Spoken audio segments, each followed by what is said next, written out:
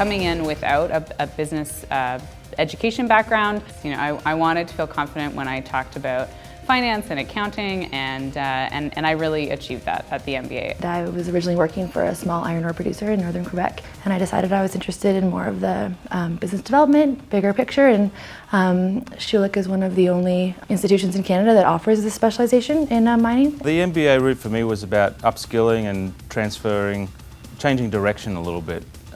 The company I worked for was an underground contractor, and progression was fairly capped in the role that I was in. What I was looking to acquire was more of the finance side. I didn't have any experience in sort of the accounting world, and so that was kind of my major focus, was to get those skills. You take your first year courses in finance and strategy, and then when you take a specialization, you get to actually apply it to the industry. So I also took a lot of real estate and infrastructure courses, and that allowed me to work within those financing for infrastructure models and get to understand how they are put together and what they practically look like. When I went into the program, to be honest, I didn't know what equity research was.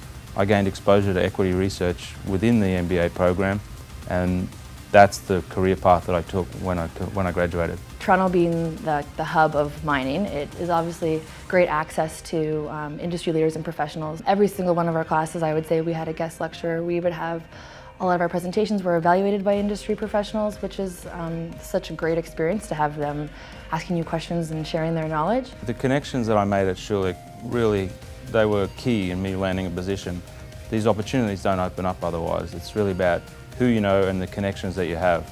Right out of Schulich, I started working with Barrick in their community relations group, and so I worked there for just under 4 years, and now I am the executive director of the Devonshire Initiative, and I'm also the founder and director of Net Positive. I think what's so great about this program is that it opens up so many different avenues, whether you want to work in the finance or the financing side, actually work for a mining operator or a consulting firm or a technology firm. There's just so many different avenues you can take.